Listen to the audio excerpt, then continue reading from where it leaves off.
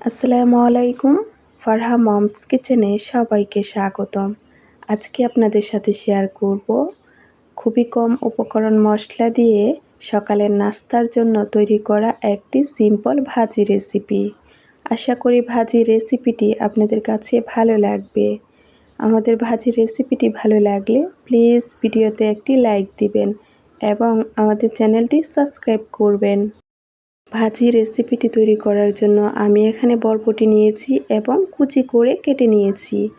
ভালোভাবে ধুয়ে পরিষ্কার করে পানিটা ঝরিয়ে নিয়েছি।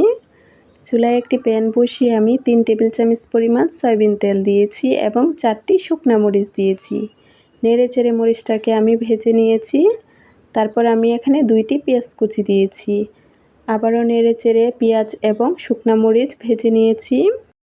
আপনারা যদি শুকনা মরিচ পছন্দ না করেন তাহলে বাদ দিতে পারেন। তারপর এখানে আমি কাঁচামরিচ কুচি দিয়েছি। আবারও নেড়ে চেড়ে পেঁয়াজ, কাঁচামরিচ কুচি এবং শুকনা মরিচ ভেজে নিয়েছি। আপনারা চাইলে কাঁচামরিচ কুচি, পেঁয়াজ কুচি এবং শুকনা মরিচ গোল্ডেন ব্রাউন করেও ভেজে নিতে পারেন। এখানে আমি 1 টেবিল চামচ পরিমাণ আদা রসুন বাটা দিয়েছি। আবারও নেড়ে চেড়ে সবগুলো উপকরণ ভেজে নিয়েছি।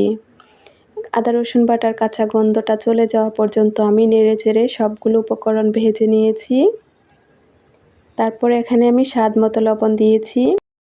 একটি চায়ের চামচে আমি 4 ভাগের 1 ভাগ লাল মরিচ গুঁড়া দিয়েছি এবং হাফ চামচ পরিমাণ হলুদ গুঁড়া দিয়েছি। হাফ চামচ পরিমাণ ধনিয়া গুঁড়া দিয়েছি। অল্প পরিমাণ পানি দিয়ে নেড়ে চেড়ে মশলাটা আমি ভালোভাবে কষিয়ে নিব।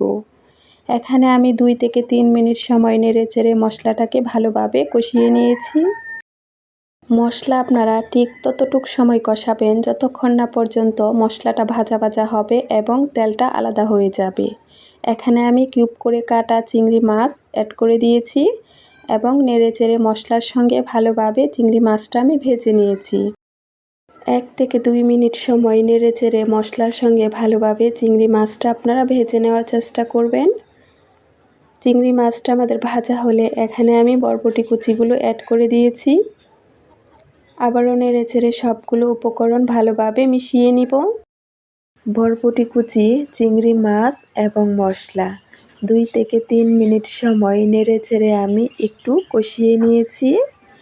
তারপর আমি ঢাকনা দিয়ে ঢেকে 3 থেকে 4 মিনিট সময় রান্না করে নিয়েছি। ঢাকনা উঠিয়ে আমি আবারও নেড়ে চেড়ে উল্টিয়ে পাল্টিয়ে সব কিছু মিশিয়ে নিয়েছি।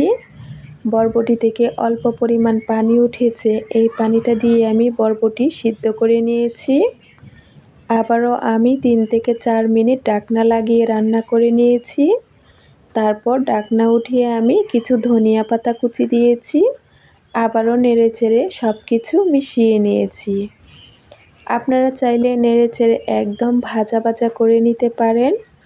আমাদের বরবটি রান্নাটা কমপ্লিট হয়ে গেছে। আমাদের রেসিপি যদি আপনাদের কাছে ভালো লাগে প্লিজ আমাদের চ্যানেলটি সাবস্ক্রাইব করবেন। রেসিপি ভালো লাগলে ভিডিওতে একটি লাইক দিবেন এবং কমেন্টস করে আপনাদের মতামত জানাবেন এবং ভিডিওটি আপনাদের ফ্রেন্ডস ফলোয়ারের মাঝে শেয়ার করবেন। সবাই ভালো থাকবেন, সুস্থ থাকবেন। আল্লাহ হাফেজ। আসসালামু আলাইকুম।